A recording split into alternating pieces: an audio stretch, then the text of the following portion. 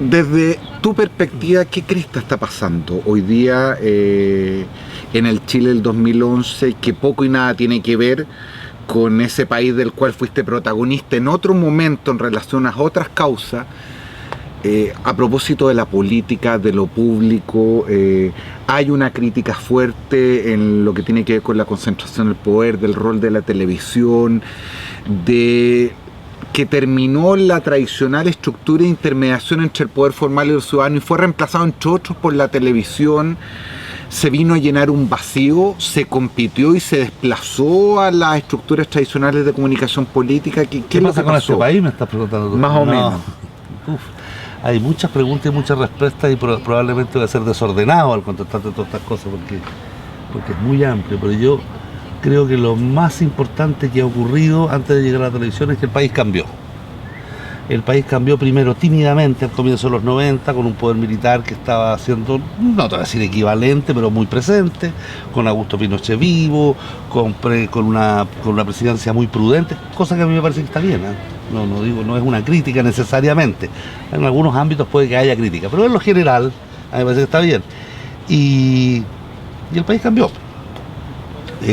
Se dio cuenta que había otros temas, se dio cuenta que la democracia era bastante más oxigenada y daba más posibilidades de lo que jamás imaginó.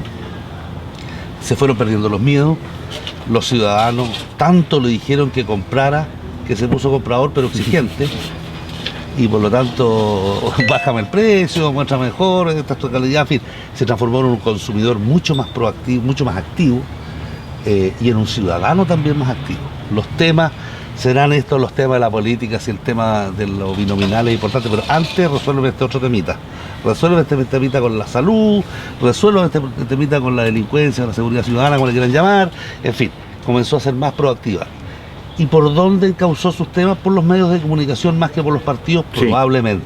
Probablemente porque los partidos no se hicieron eco con la misma velocidad. Esto es un análisis re personal, súper humilde y súper, o sea, a lo mejor hasta desinformado. Bienvenido. Pero los partidos no se han hecho cargo profundamente todavía, espero, del interés ciudadano. Las cosas que le afectan, le quejan, le importan a las personas que votan, etcétera.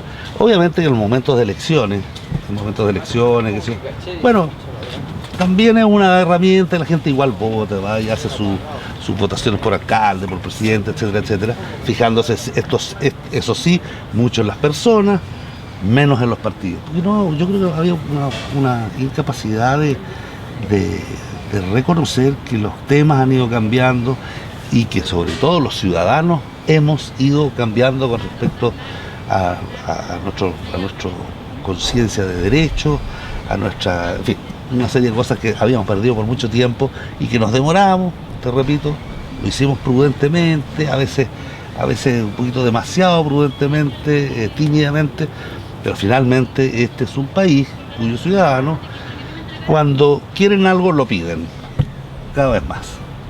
Y eso. Esto convive, estoy muy largo. No, perfecto. Esto puede ser una lata. Y esto convive con otra situación que es un poquito más compleja, que es el famoso tema de los consensos. Porque efectivamente, dicho lo anterior, hay que decir, nos guste o no nos guste, que en los más vastos sectores de la ciudadanía estamos relativamente cómodos con lo que nos ha pasado en los últimos 20 años. Esto es crecimiento económico, estas libertades de que hablábamos, lento, mal, no tengo idea, pero aquí soluciones habitacionales han habido mejoramientos de la salud, la gente evidentemente exige más, plan auge, han pasado cosas y el país está relativamente cómodo entre tú y yo.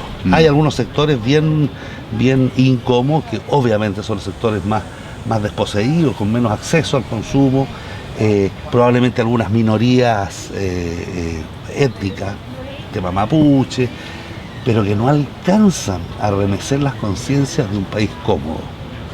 Como decían antiguamente los marxistas, leninistas, como decía Pinochet, se ha llegado de alguna manera a una especie de síntesis que en algún minuto va a explotar y vamos a volver a las tesis y antítesis y a los enfrentamientos y a los avances del materialismo histórico, perdona los lateros.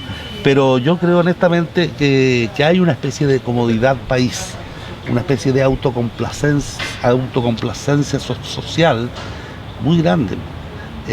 La cantidad de restaurantes, no estoy hablando del Barrio Alto, estoy hablando de Gran Avenida, estoy hablando de Maipú, estoy hablando de los sushi, estoy hablando, en fin, hay una cierta complacencia con este acceso de grandes clases medias bajas y algunas clases B, como le decimos en la televisión, con definitivamente gran acceso al consumo.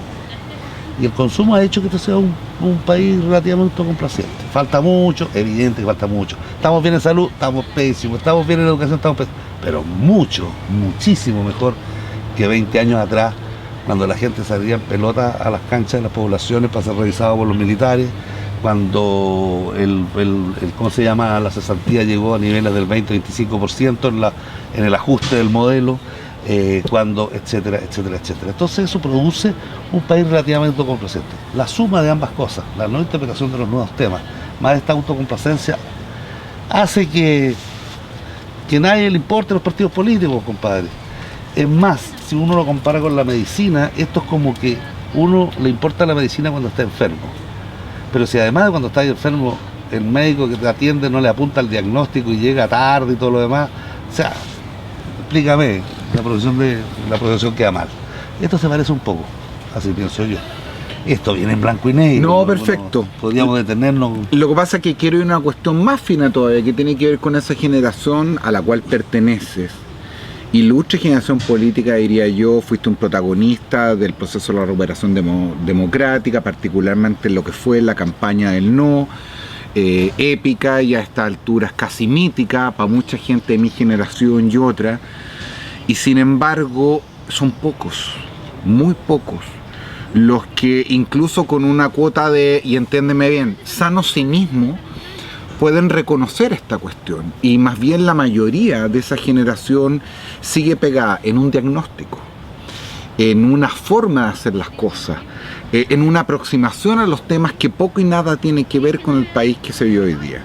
Y hay una tensión jodida, la tensión jodida de pensar la política como una cosa media voluntariosa, que tiene que ver con conducir más allá de lo que quieran las huestes ciudadanas, pero otra también, más light, menos republicana, más parecida a la televisión, si se me permite la ignorancia desde afuera, de seguir lo que quiere la audiencia, no necesariamente pensando que detrás tiene que haber una línea conductual que parece mejor o peor, positiva o negativa para el país.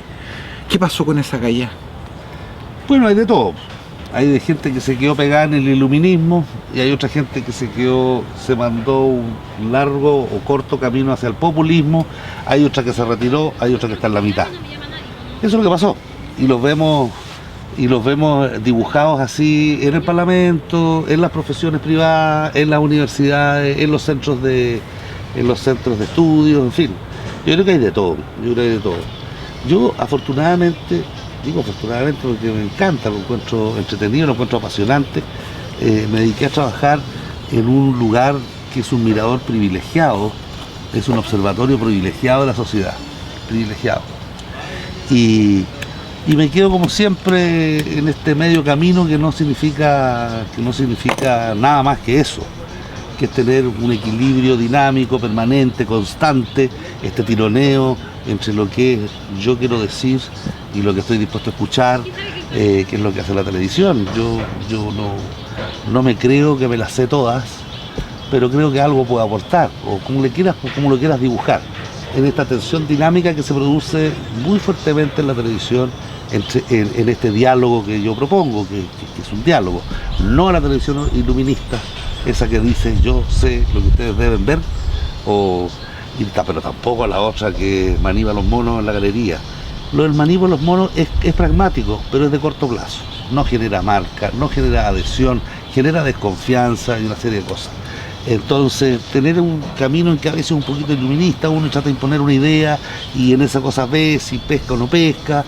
Tolerancia cero es una manifestación de ello. A nosotros nos interesa que nuestro canal esté presente en la agenda pública porque hay cosas que a la gente le interesa o debieran interesarles o le afectan, más bien dicho, y que no sabe que le afectan. Una de ellas son las decisiones políticas, de la agenda pública, etcétera.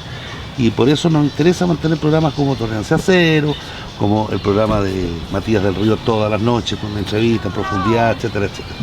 Pero eso hay que irlo mezclando también con la gente, con lo que la gente espera de la televisión, que es básicamente compañía. La compañía ad hoc al momento ad hoc. O sea, es una relación entre más asertiva, esto es bien dicho en el momento oportuno, entre más asertiva, más exitosa. Y ahí las audiencias son complejas, cambian, no son monotemáticas. Si la persona que le gusta el fútbol perfectamente también puede disfrutar de la política, la gente que le gusta la política puede mirar una telenovela y así. Y esa es la técnica. No hay una predisposición filosófica acá, hay simplemente un diálogo que a veces es más fecundo que otras, en el cual uno propone un diálogo al cual se involucra o no se involucra el resto del país. Nosotros no queremos hacer una televisión en este caso, puede que algún día termine trabajando en un nicho, cosa que lo encuentro perfectamente legítimo. Pero actualmente a mí me toca trabajar en un canal que tiene una vocación de masividad, una vocación social, una vocación más bien masiva, y no una vocación de nicho. Entonces eso hace que la televisión, que los nichos que en general tienen muy buenos altoparlantes, sean muy críticos de este rol de la tele. Entonces, ¿qué ha pasado con la gente? Esto es lo que me ha pasado a mí, yo no sé lo que le ha pasado al resto. Yo he sido toda la vida un apasionado de las comunicaciones y he sido un profundo, interesado, observador y a veces partícipe de los fenómenos sociales. Y aquí esto en la televisión se ha dado.